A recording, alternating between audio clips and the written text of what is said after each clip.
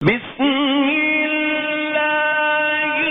الرحمن الرحیم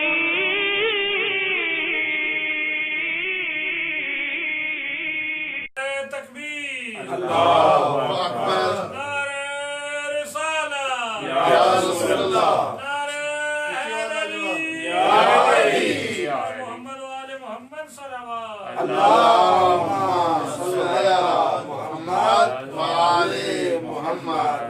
بسم اللہ الرحمن الرحیم الحمد لأہلہ والصلاة علی اہلہا اما بعد فقد قال علی بن ابی طالب اقتدوا بہدی نبیکم افضل الہدی واستنوا بسنتہ فإنہا احد السنن.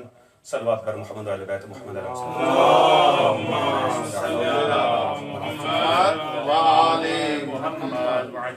خداوند منان بحق اہل بیت علیہ السلام آپ تمام حاضرین کا اس مجلس اعزا میں شرکت فرمانا اپنی بارگاہ میں قبول و منظور فرمائے.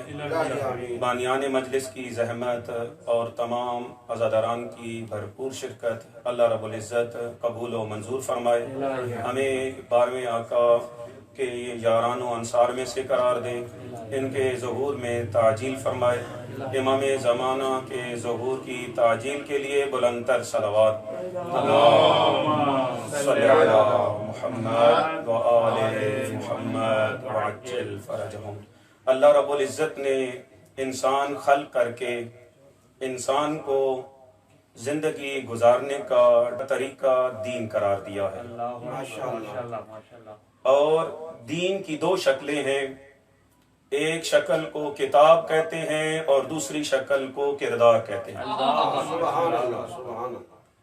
دین کی شکل جو کتاب ہے اسے قرآن مجید کہتے ہیں اور جو کردار ہے اسے محمد و آل محمد کہتے ہیں.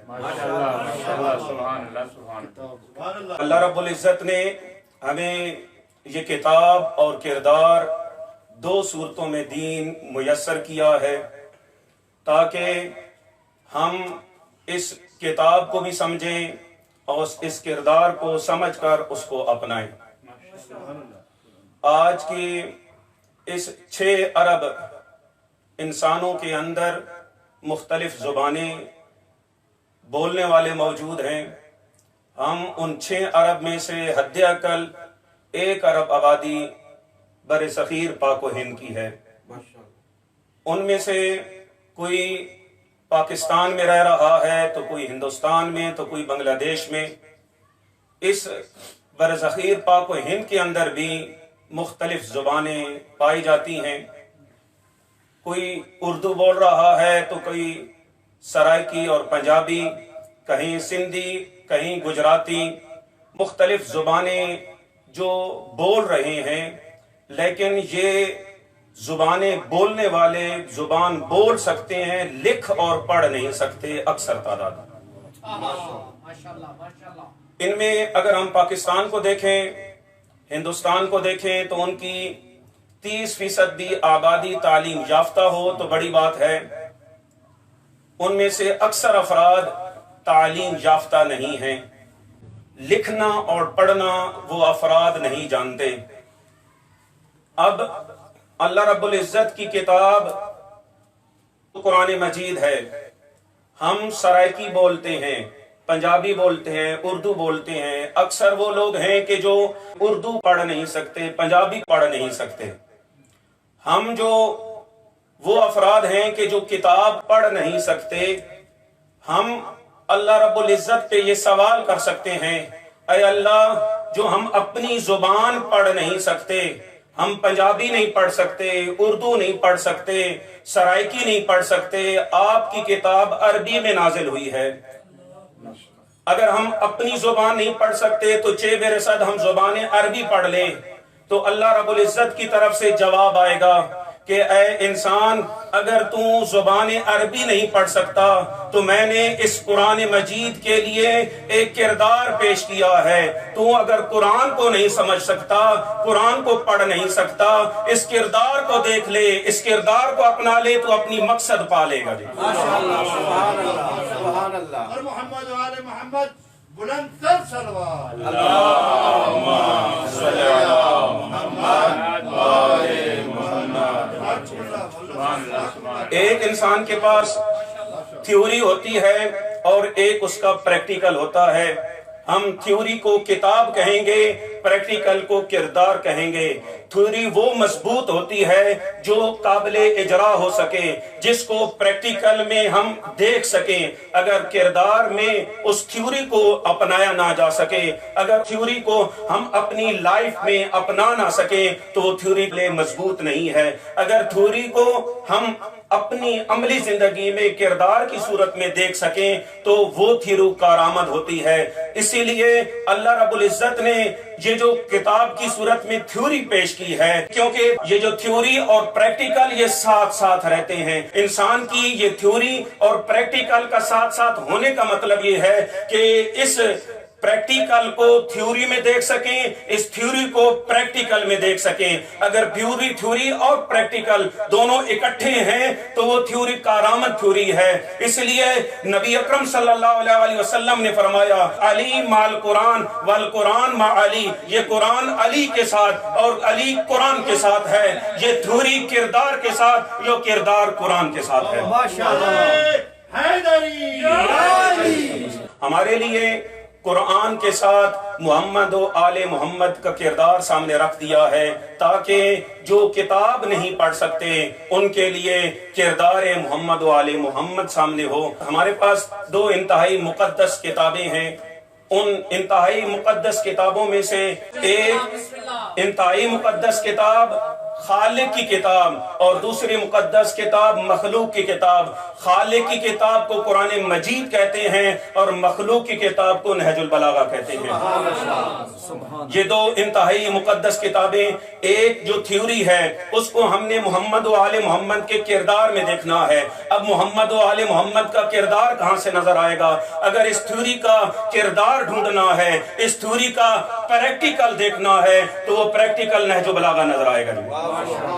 کیونکہ اب ہمارے پاس محمد و آل محمد حضوراً موجود نہیں ہیں. جو 12واں لال ولایت ہے وہ غیبت کبریٰ میں زندگی گزار رہی ہیں. اب ہمیں محمد و آل محمد کی پریکٹیکل لائف چاہیے تو قرآن کی تھیوری کی پریکٹیکل لائف کا نام نہج البلاغہ ہے. یہ دو انتہائی مقدس کتابیں وہ کتابیں ہیں جن کے زمانہ محتاج ہے. یہ دونوں کتابیں زمانے کی محتاج نہیں ہیں. زمانے کو چلنے کے لیے، زمانے کو اپنے عروج اور ترقی پہ جانے کے لیے قرآن اور نہج البلاغہ کی طرف رجوع کرنا ضروری ہے. نعرہ تکبیر، اللہ اکبر، نعرہ رسالہ یا رسول اللہ، نعرہ حیدری، محمد صلوات. اللہم صلی علی محمد وآل محمد وعجل فرجہم. ایک طرف قرآن مجید تو اس قرآن مجید کا کردار محمد و آل محمد میں اور محمد و آل محمد کا کردار نہج البلاغہ میں نظر آتا ہے. علی ابن ابی طالب کی زندگی کو ڈھونڈنا ہے تو وہ مستند ترین زندگی ہمیں نہج البلاغہ میں نظر آتی ہے. نبی اکرم صلی اللہ علیہ وسلم کے بارے میں امیر علیہ الصلوۃ والسلام نہج البلاغہ میں فرماتے ہیں اقتدوا بحج نبیکم افضل الحج. ایھا الناس، تم لوگ اقتدا کرو نبی اکرم صلی اللہ علیہ وسلم کی ہدایت کی. یہ نبی اکرم صلی اللہ علیہ وسلم کی ہدایت بہترین ہدایت ہے. وَاسْتَنُّوا بِسُنَّتِهِ، اور نبی اکرم صلی اللہ علیہ وسلم کی سنت کو اپناؤ کہ یہ نبی اکرم صلی اللہ علیہ وسلم کی سنت سب سے بہترین سنت ہے. اور نبی اکرم صلی اللہ علیہ وسلم ہمارے لیے بہترین رول ماڈل ہیں، بہترین اسوہ ہیں.